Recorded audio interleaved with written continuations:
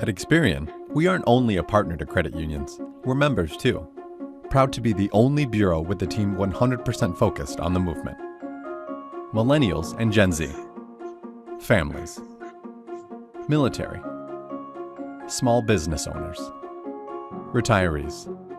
Members are at the core of what you do. Together, we're people helping people. We invest in the credit union movement to help you grow members and deposits. Protect your credit union and members. Serve members and foster financial inclusion. We realize that, for credit unions, growing business requires an accurate, holistic view of your members' financial stability, including their income and employment history. But how do you verify income and employment information without adding friction to the experience for you or your members? Introducing Experian Verify. Experian Verify is raising the bar by delivering real-time income and employment verification.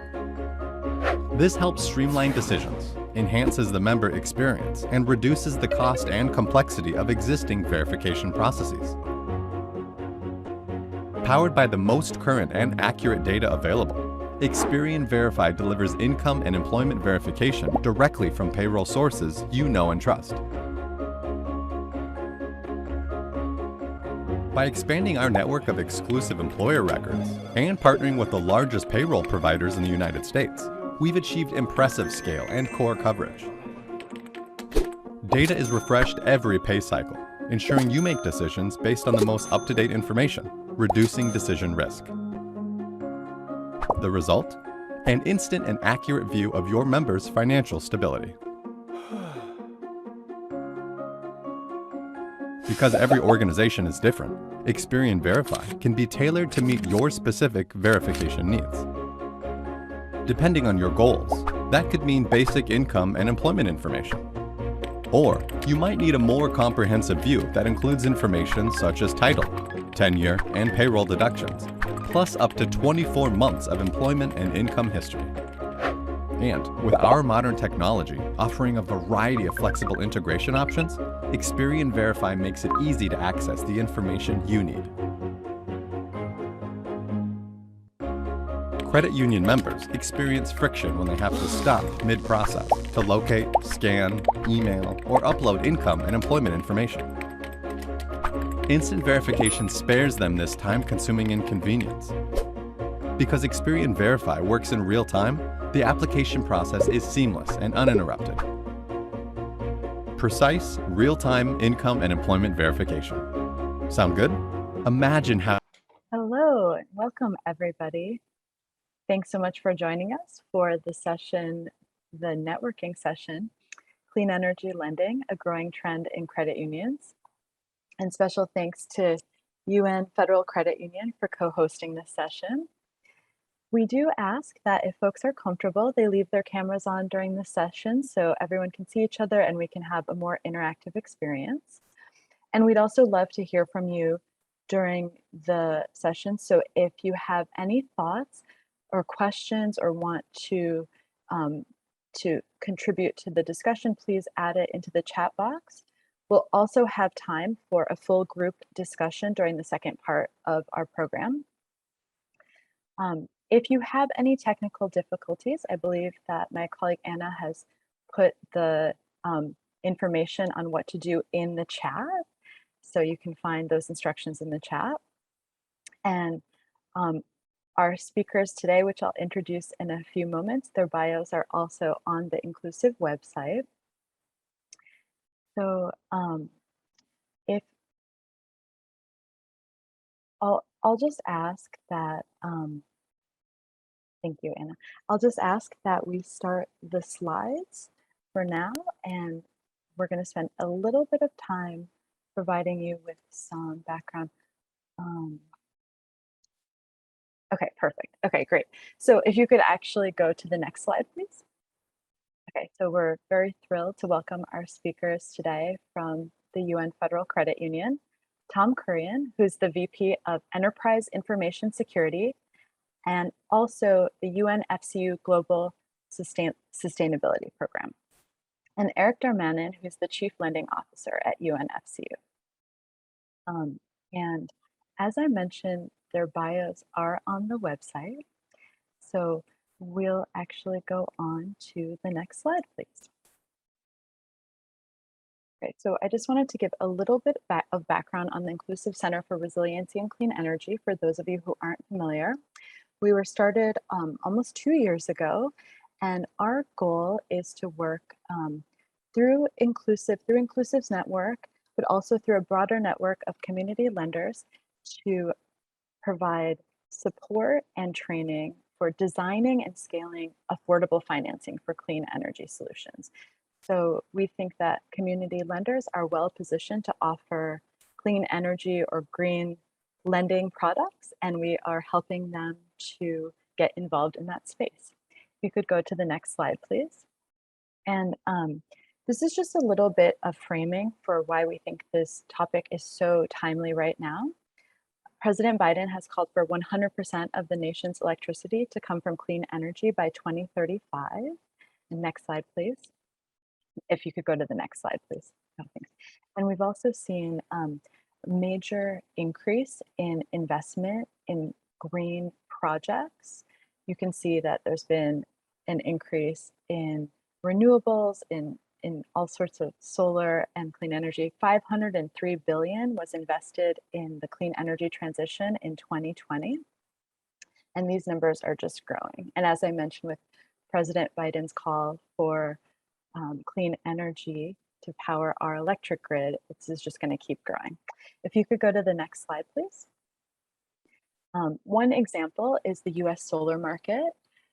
Right now, there are over 3 million homes that have solar systems, but that market is expected to double by 2023. There's been nearly a 60% drop in solar equipment costs. There's been increases or continuations of all sorts of different rebates and incentives at the state and federal level across the country. And we've also found that homeowners really appreciate having solar systems because they're saving on their utility bills and doing something good for the environment. So if you could go to the next slide, please. And one thing that we've seen for credit unions is that there's a huge opportunity.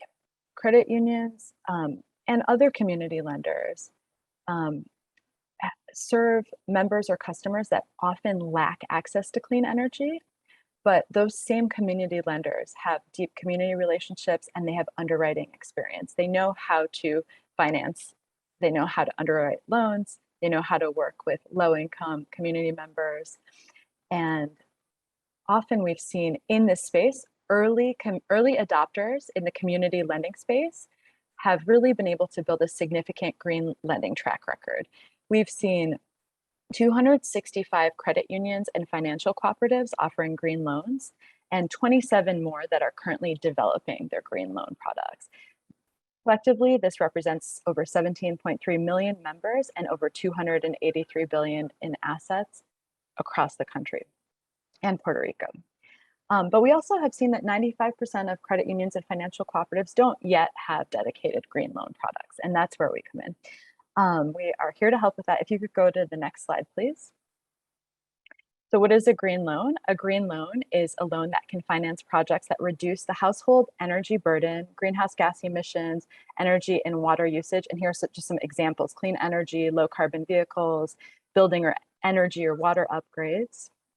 And if you could go to the next slide, please.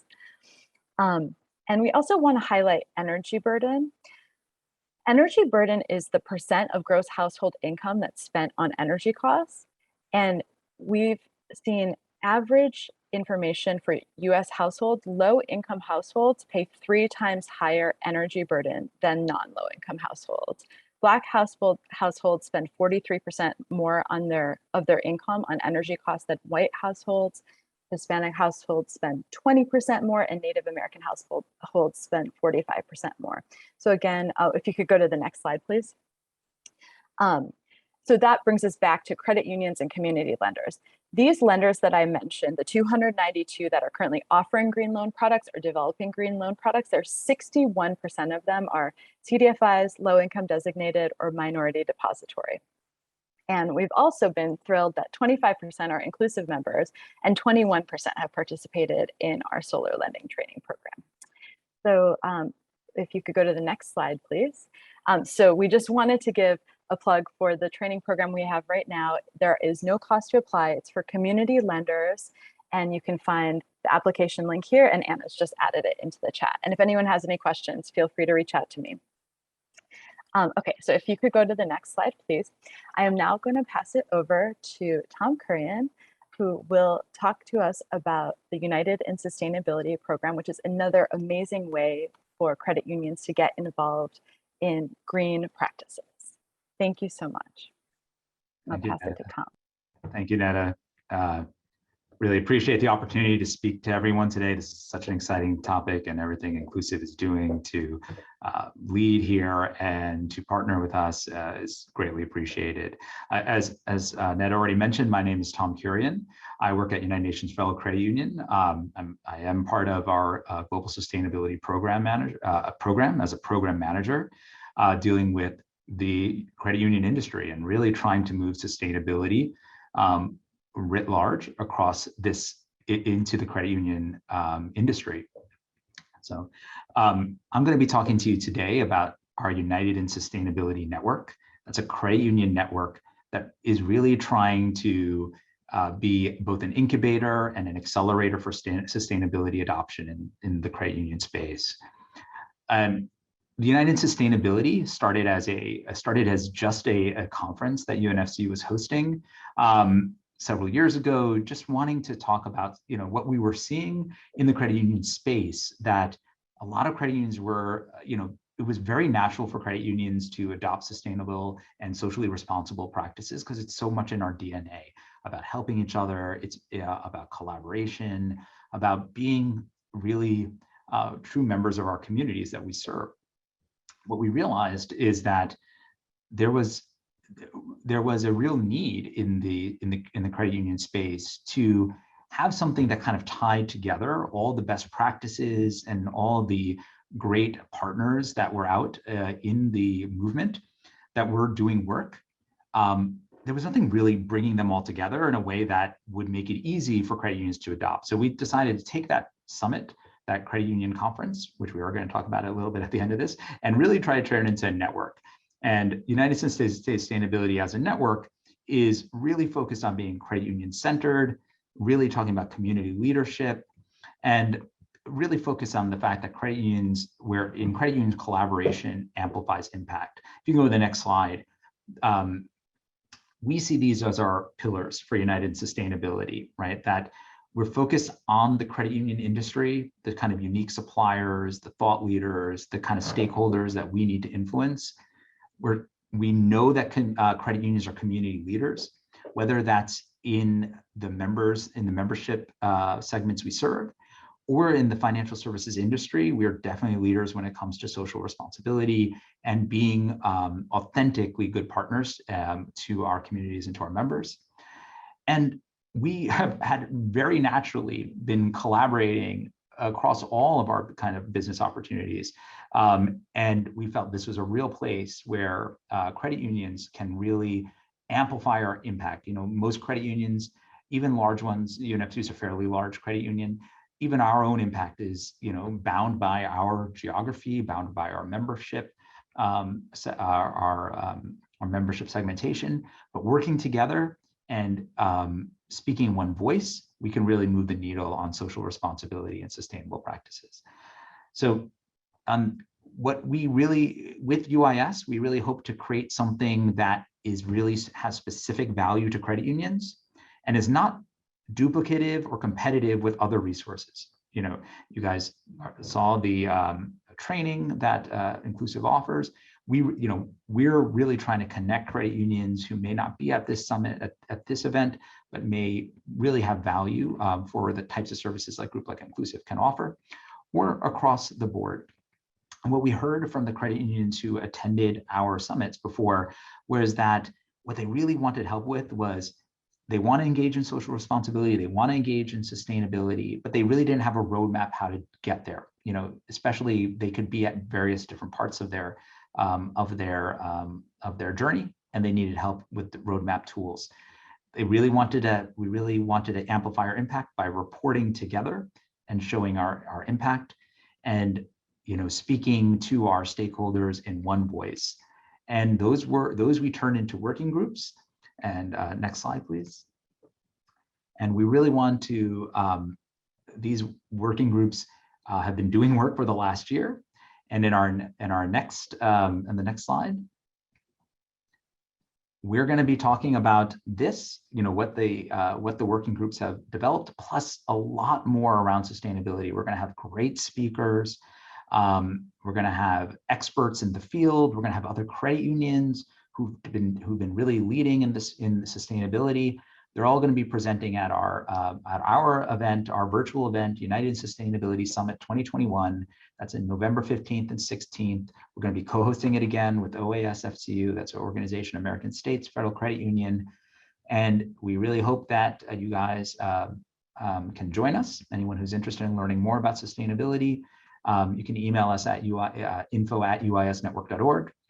And we will get you onto the invitation list and make sure you get an invitation. So hope to see you all. And that's UIS. Turn it back to you, Neda. Perfect. Thank you so much. Thank you, Tom, for taking the time to be here and for sharing with us the United and Sustainability Network. I hope that folks do get involved. Last year, their summit was very fun and inspiring and memorable. So I think it's a must-attend event of the year. Next, we have Eric Darmanin, who's the Chief Lending Officer at UNFCU. He's also a graduate of our Consumer Solar Lending Training and Certificate Program. And he's also been involved in exploring ways in which UNFCU can get involved in green lending. So I'm going to pass it over to him to share more about UNFCU's journey. And I think we're going to go off the slides. And if folks do feel comfortable turning on their cameras, that would be great. We'd love for this to be interactive. But Eric, I'll pass it over to you. All right. Thank you, Neda. Yeah, if you want to turn on your cameras, I'd love to see all the faces. I'm always happy to talk about solar loans. What I have found with our experience with solar loans is that they are great for members, they're great for credit unions, and of course, they're great for the environment. With the growth that Neda pointed out, as much as there's going to be an increase in the amount of solar panels being installed in the United States in the next couple of years, I think to how important auto loans have been to credit unions in the last decade, as banks haven't been quite as interested. And I think solar loans could be the next auto loan opportunity for credit unions. And it's not just, again, good for the credit union, but good for the environment and good for members. First, I want to thank you, Neda and Ann, for inviting me today. And of course, thank you to my colleague, Tom, for the great introduction. So I appreciate the opportunity to be here today. But before I start talking about UNFCU's solar lending journey, I want to acknowledge how significant Inclusiv has been to us. In addition to the multiple conversations we've had on our mutual goals, one of our consumer lending employees, in addition to myself, as Neda noted, actually attended the solar lending program. And I will say it's a very comprehensive program. We were already doing solar lending, so we kind of had our feet in the water. We understood how it works. And there were a lot of thoughts and recommendations that came out of that session that I think would help any credit union, not just with understanding solar lending, but how to strategize and prepare for solar lending. Interestingly also, our commercial credit officer right now is taking the course on commercial solar loans. So we are using this as an opportunity to educate ourselves on a new asset class potentially and see if one day we want to offer that.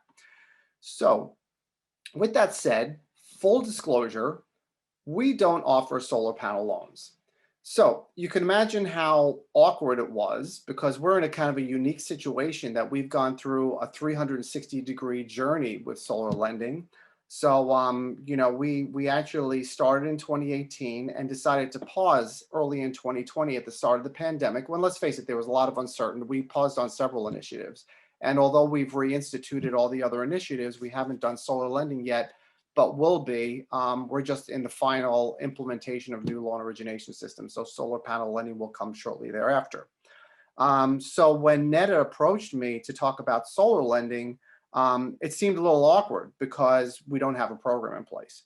But as she pointed out, she said, well, then that makes it even more interesting because you can describe the entire journey from start to finish. So that's what I'm hoping to do in the next 15 minutes or so. And I hope that maybe some of what I offer will provoke some thoughts and conversation in our breakout session, that we'll be having in about 15 minutes or so. So, I think you heard enough from Tom Kurian just how important social responsibility is to us. It's at the core of our business. I mean, after all, our sponsor is the United Nations. Remember that the United Nations has introduced a global compact encouraging organizations, both private and public, to engage in sustainable business practices throughout the world. The United Nations has established the global sustainability goals, which we subscribe to. So in 2016, we started being approached by various vendors, basically fintechs and financial companies that were offering solar lending, but basically needed capital. Because again, they're finance companies, they're fintechs, they don't have the capital to back them up. And although they were working with banks and other credit unions, they're always looking for capital. And we thought this was a great opportunity to participate in solar lending, to learn about solar lending by actually doing it and doing it with a partner.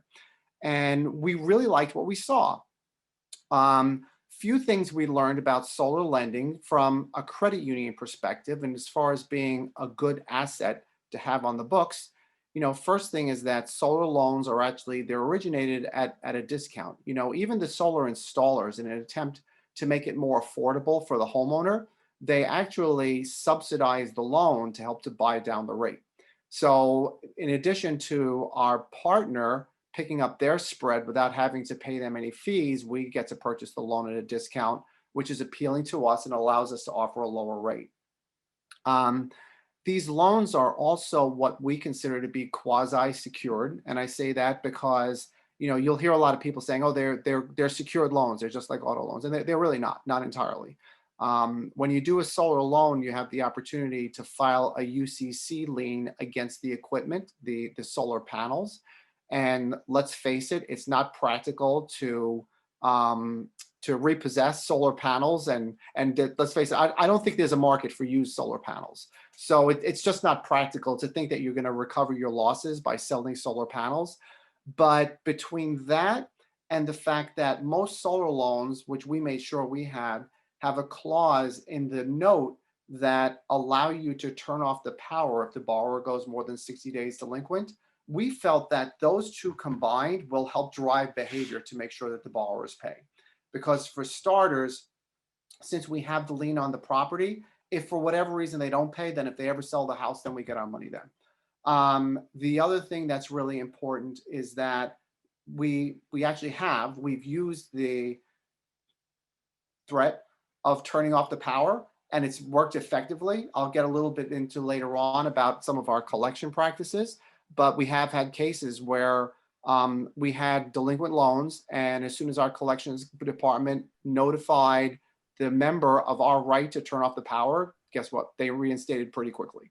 So with that combined, when we were talking to the providers of solar loans, they were saying that, these loans, you're probably going to see, very, very, very low loss rates because of the fact that they're secured.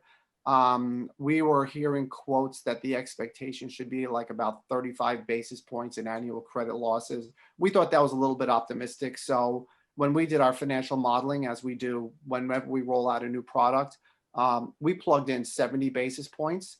And even with that, it gave us a very, very, very nice return. So that's where it helps UNFCU. As far as the borrowers are concerned, they see monthly savings, which is great because of their reduced electricity bill. And as it stands right now, the federal government is offering a 26% tax rebate that is a big incentive. So they basically, when they file their tax returns, they get a tax credit for 26% of the total cost of the installation. That's dropping to 23% next year, and actually set to expire in 2024. But with the cost of solar panels going down, we don't anticipate that it will slow down the demand. In fact, at one time, the credit was as high as 30%. And when it dropped to 26%, everybody thought the market would dry up, and it has not. So after basically we met with several partners, we found one that we felt very confident with. It was Dividend Finance. We talked to Mosaic, we talked to Dividend. What we really liked was that by partnering with a vendor, they do a lot of the heavy lifting. Basically, they set up the systems to interact with the installer. And it's very important that you have the relationship with the installer, because the installer is the one who really drives the transaction. When they meet with someone who's interested in solar panels, and they do an estimate for the cost, and they do an estimate for what the savings will be on their electric bill, then it's very clear that the cost is not cheap, and so they're going to need financing. So the partner then sets up a portal for the installer so that they can take an application. The partner then processes it. We approve it. Simply enough, once it's approved, they start the process of ordering the permits for the solar panels. The partner advances funds to them. They advance the final funds when the project is complete, and then it comes to us and we buy the loan at a discount. So worked out very, very well. We set up the product with a maximum term of 20 years. These are considered home improvement loans. So under NCUA guidance, you can do 20-year terms. They're fixed rates, but frankly, there isn't a lot of interest rate risk because of the fact that most borrowers pay down the loan after about 16 months or so. And also that it's not the same risk as you get with, say, a 30-year fixed rate mortgage, because even at a 20-year term, you have that amortization that happens somewhat more quickly. So we set up with a 20-year term. We have it set up so that the initial payment on the loan is a partial amortization. So we set it up so that we estimated that if the borrower applies the 26% rebate within 16 months, then what will be their payment at the end of 16 months? And we set up the loan so that that was their payment during the initial period as well. So then if they apply the rebate and the loan recasts, their payments should stay about the same, give or take, let's say, a small margin. For the most part, that worked out. Frankly, not, as we know, people given a check won't necessarily always use it to pay down their loans. They'll use it for other purposes. But we did find that a very high percentage of borrowers did use it to pay down the loans. We set up our guidelines with minimum 660 FICO score. We have varying debt to income ratios ranging anywhere from 45 to 55% at its max for the highest credit score borrowers. So again, we got started in 2018. It's very much like a home improvement loan, where we went through the whole process with Dividend providing the draws. Everything worked out for the most part very well. The net is that after about 15 to 18 months into the program, we booked about $12.9 million worth of loans. Not a huge number, but enough for us to at least get the experience and learn from it. I mean, that was a little over 300 loans. The average loan balance was $40,000. We lent in 18 states. We're federally chartered. We can lend, throughout the United States. And by the way, we have an alternative path for individuals who belong to various advocacy groups that support the UN, two in particular. One is UNAUSA. They're eligible to join the credit union. And our partner took care of all that. They took care of all the memorization. And so that's why we were spread out so much. As you'd expect, within the United States anyway, most UN employees are in New York, and they live in condominiums and co-ops and apartments. That's why we had to focus on the alternative path. But we were able to lend in 18 states with 60% of our balances being in New York. So of the 12.9 million we originally booked, the current balance is about 9.3 million. So just, quick back of napkin calculations, I come up with about a 19% prepayment rate. By comparison, auto loans generally pay down at the rate of about 25% per year. So these loans are a little stickier than auto loans. They don't pay down as quickly, but they don't also give you the interest rate exposure that a long-term loan like a mortgage does. So we're not so concerned about the fact that we're doing 20-year fixed rate loans. In fact, at those prepayment rates, we expect the average loss to be about 5 years. Interestingly, our average yield was 5.32%. So, remember, we had the assumption we'd have about 70 basis points in credit losses. Spoiler alert, came out to actually about 54% so far, 54 basis points so far. So the loans, knock wood, so far, still early on, but so far they're performing a bit better than expected. As far as servicing the members, I did reach out to our asset recovery and collections department to see what their experience has been. And, as I've said earlier, we did have some cases where once given the warning that we could turn off the power, that people did reinstate. So it's nice to have that lever, to have some true leverage.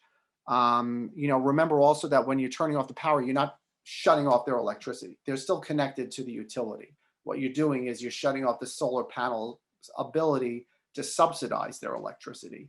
And so it's a true incentive, because as it is, if they can't pay the bills or their bills in general, and they know that turning off the solar power will actually raise their electric bill, then what it does is it moves the solar loan higher on their priorities of what they will pay versus what they won't pay. So when members are in unfortunate positions, then at least it puts your credit union in a better position as far as being able to collect payments.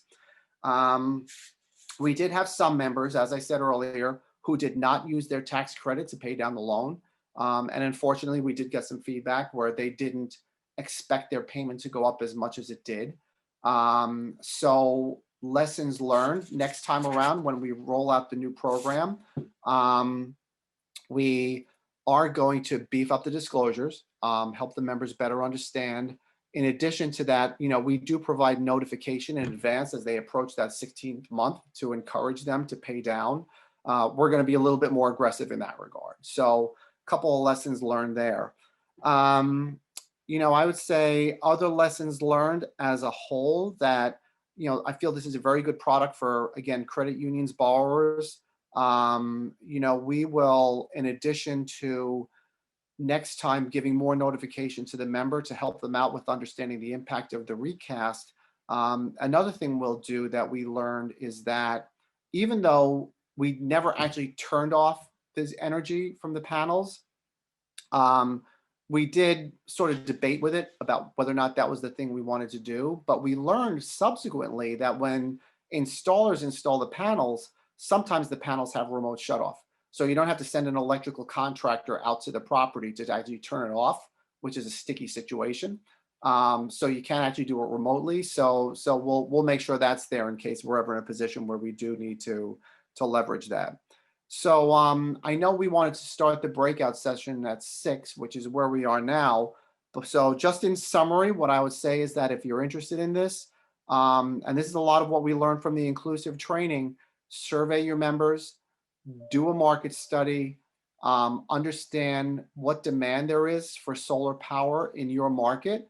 I would say also understand the factors that will impact demand in your market. And that includes partly member demand, which will be based on your climate in part. How much savings can somebody really realize if you're in an environment where you don't have a lot of sunny days? Let's just say that. Also, in addition to the federal tax credit, there are local programs too. Like in New York, for instance, you can get an additional $5,000 credit from the state for an owner-occupied property. And recently I was talking to somebody I know, actually someone who works for UNFCU, whose property, never even realized it, happens to be in a historically significant zone. So she was able to not get the federal tax rebate and the New York State rebate. She also got a historic regional rebate, something like that. So she actually got her total cost of the solar panel loans down to about $10,000. So our responsibility as credit unions is to educate our members, make sure they understand all the options available to them, and that hopefully that will incent them and push them forward to move forward with some real clean energy lending. or really clean energy behavior, and we will all benefit from that. Couple of other things I recommend is that if you choose to move into this, make sure that if you partner, that they have a very strict due diligence process in terms of who they deal with installers. Unfortunately, there have been nightmare stories. We didn't deal with any, but I even remember recently there was a newspaper article about, all the bad solar panel installers, and they told stories about someone, the panel should face south, and they told the story about someone who had a big oak tree on the south side of their house, and the installer never said, by the way, before we put these panels in, this is going to be a problem, you should do something about it. So of course they spent a fortune and saved almost nothing. Or installers who fail to point out to homeowners when their roof is reaching the end of its life. So they'll go ahead and they'll put panels on an old worn out roof and let the homeowner worry about that later on. And an ethical installer really should be working with them on that. So it's very important that either you work with a partner who makes sure that they do the due diligence and tracks their installers, or if you're going to offer it directly to your members, that you make sure that you work with reputable installers and educate your members on what to watch out for. Because if they do watch out and they think carefully and they think smart, then it could be a great product that can save them a lot of money. And as Neda pointed out, when she went through the slides, our mission should be to try to find ways to make solar panel financing affordable for those who right now cannot afford it. So there are ways to do that, and so that's our task. And with that said, Neda, we good on time or? We are good on time. And Eric, thank you so much. That was so valuable and so interesting. I know some questions have come in.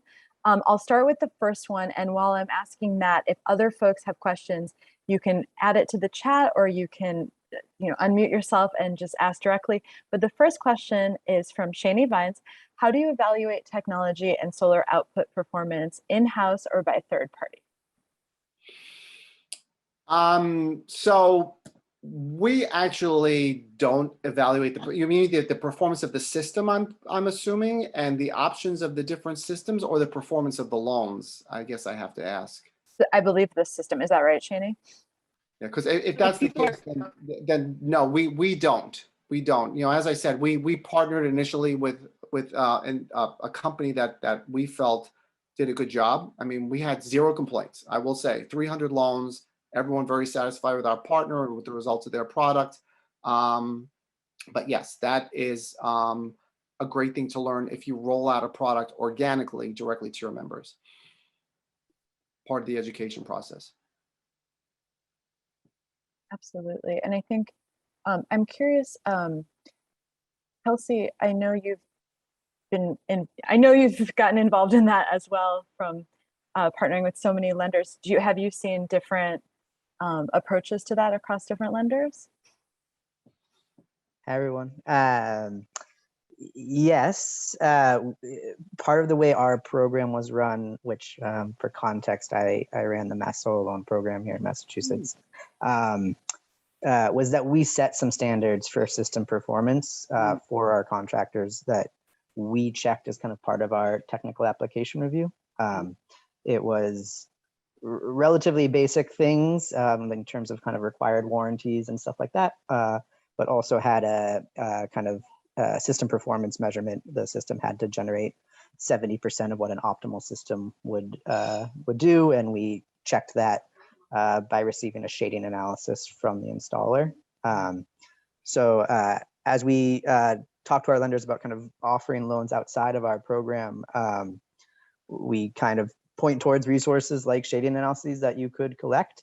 Review of a shading analysis, is something that takes a little bit of skill to kind of start to understand what to look for and things like that. But installers are doing them for all their customers, so you can accomplish a lot just by kind of making sure the installers are doing that and they're providing that shading report to their to their customer, and kind of some light touches there without going into kind of the maybe more technical review that we did. Piggybacking on that, actually, I can relate. So I don't have solar panels. So my house has a slate roof, so I couldn't put solar panels on this roof.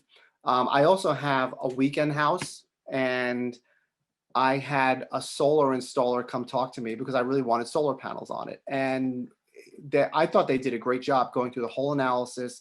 We did a cost benefit analysis. The challenge was that, as it turns out, a very small percentage of my roof actually faces south. So then they would have had to install a much larger field of panels facing west. And the economics just didn't make sense. And I appreciated that someone came in, went through the whole analysis, shook my hand and said, sorry, I can't help you. There's no hard sell whatsoever. So in my mind, that was a true sign of a true ethical installer. They only make money installing panels, but the fact that they were willing to just walk away and not even continue the conversation, I thought was great. Yeah, absolutely. That sounds like a really positive experience. And back to what you were saying, Eric, about forming those installer partnerships and how important that is. Mm-hmm. I definitely want to give others the chance to ask any questions if anything's come up before we jump into about a 10-minute small breakout group session. Okay, so Amanda, if you wouldn't mind popping up the slide. Thank you.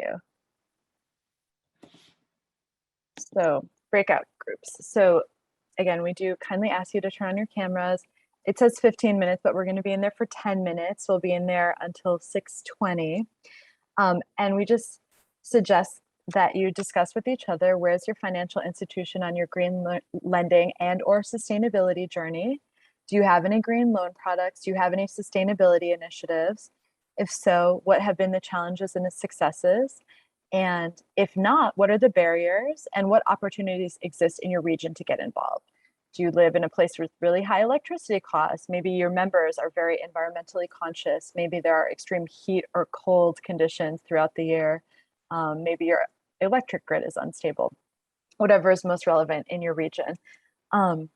And if you don't work at a lending institution, we'd also just love to hear from you to mention your experience, perhaps trying to look into energy improvements for your home or energy improvements for your community, or what you expect from your financial institution in this area. So I think we'll just start the breakout groups. And like I said, we'll be in there for about 10 minutes. And then when we come back, we'll just ask you to share with the full group what you discussed in your small groups. You got us back just 1 minute too early. to wrap up our conversation. Okay. Oh my gosh. Actually, if we could go back to the full group and not have the slide up quite yet, because we want to regroup and share what we talked about in the breakout group. I am seeing myself. Okay, so I guess would anyone like to kick off the discussion by sharing what they talked about in their breakout groups? Sure. We talked about how it does seem like we are at the 95% of the other credit unions. We're in the same boat as them with clean lending. And so we're kind of curious, but don't really know where to start. Well, you should definitely check out our training program. We'll put the link up again, but we also have a comprehensive training program. And then we also have kind of a smaller commitment self-paced program that folks can take if you're not ready for the full program. But either way, feel free to reach out to me with any questions. One thing that we heard in our group was that there might not be demand among the members. And so we spent a little bit of time talking about, what kind of demand folks had seen. And I think, I don't know if folks from my group want to mention what they were sharing on that topic. Yeah. All right, Neda. Sure. I'll get it started. I have to say, a few people in the group really had some really nice insights. But for as far as we were concerned, because we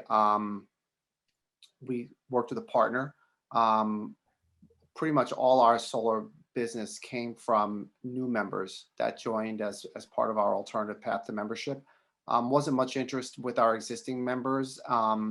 And again, we were still in the learning phase. So we did some promotion, but even when we did, it meant pushing them out to, someone else as opposed to UNFCU.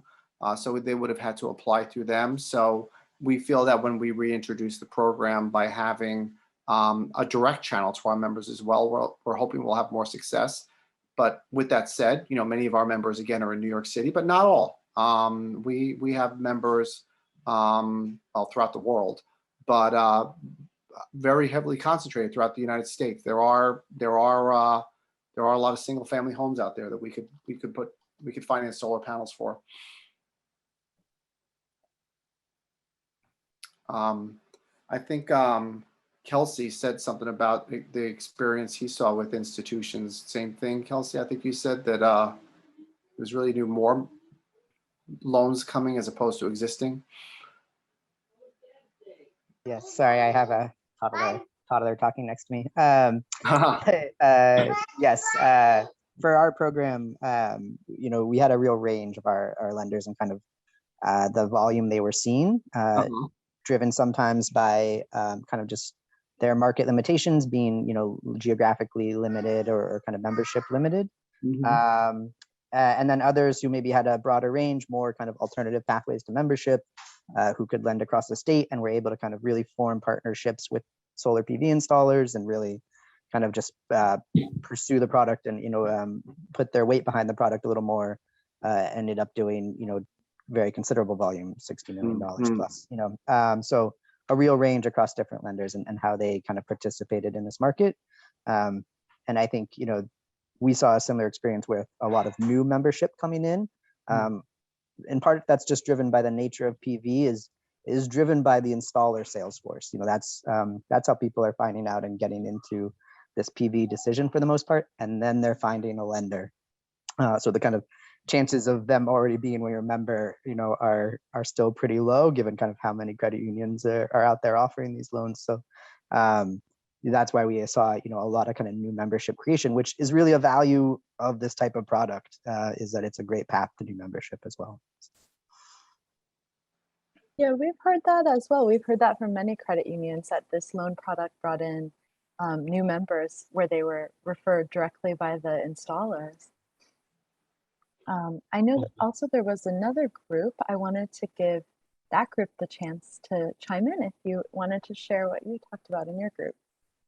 Oh, and also Tom, were you about to jump in? I'm sorry. I wasn't sure which. I'm sorry. I wasn't sure which group, like if I was part of the other group or not. But we definitely we had a good conversation. I felt like we were we didn't have as much time, but we talked about some really great clean energy credit union and some of their participation loan program and other entities who are doing some really good work in this space. And I mentioned, Eric, I would connect you with with this because the performance of those loans, I thought you would have valued. But one thing that we also talked very quickly about was, our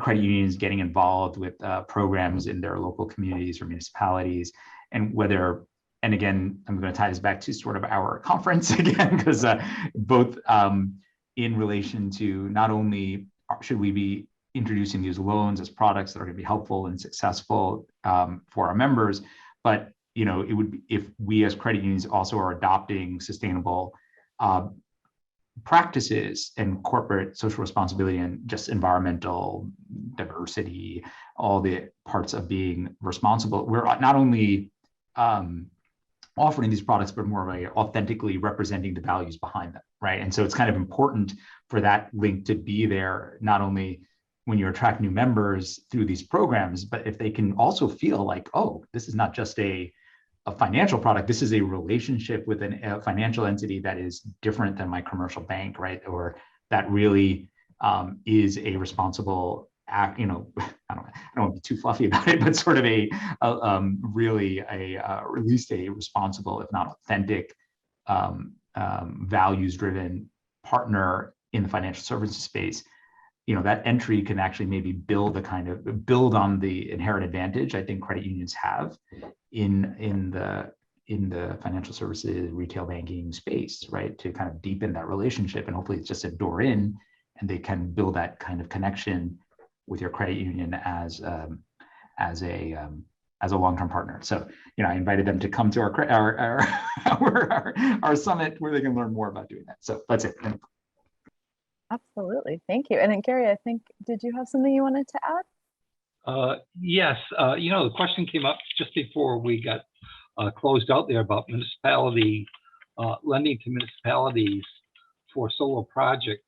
I was speaking to Inclusiv about 2 weeks ago, and they're doing their first municipal project with, and I can't tell you what city it is, but they're doing their first municipal project itself, and they're just working through the documentation on that. But they are doing solar energy projects with the municipality in Connecticut.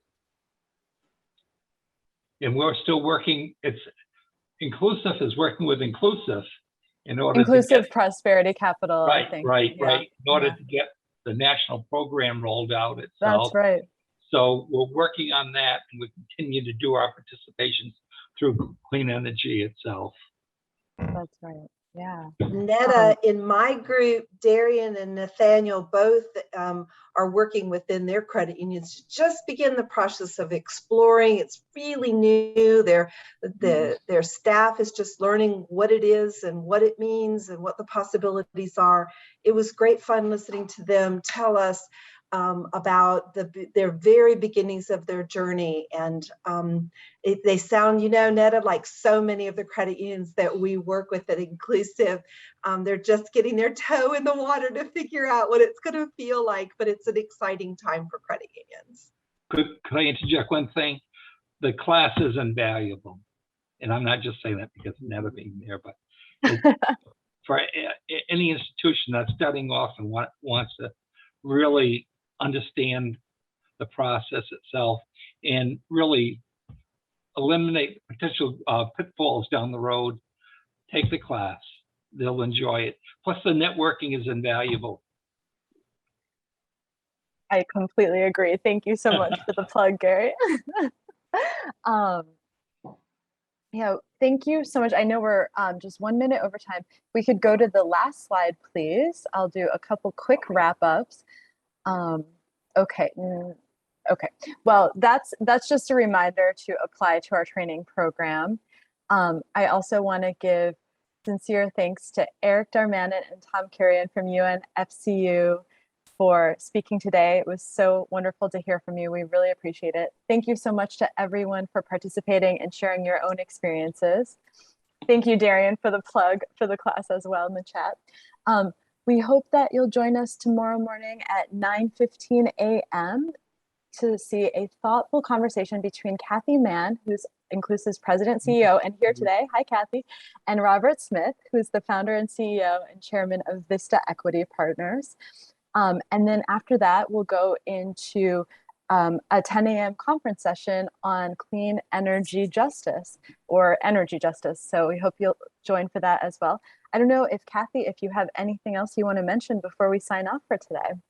Oh, I'm sorry, I was toggling between all the networking sessions. It sounds like you guys were doing a lot of work, and you're the hardest and longest working. So I will let you all go. Enjoy your evenings. We can't wait to see you back for the amazing panel first thing tomorrow. So get ready to be wowed. Neda's put a really great panel together. So we're really excited. Thank you. Thanks so much. And if anyone has any questions, email me and we can help get you started on your clean energy and or solar lending program. So it can help you figure out where to start. Thank you so much. Have a great evening. Same to you. Bye now. Bye-bye. Bye now. Thank you, everyone. Thank you. Bye. Okay, Neda. It was great. It went fabulous. It went very smoothly. You did great. You are so organized, gal. You're amazing. Thank you. Thanks so much, Anna. And thank you so much, Amanda. Thanks, Shani, for being here. Take care. All Talk right, to you take tomorrow care. morning. See you Thank tomorrow you. morning, Neda. Bye-bye.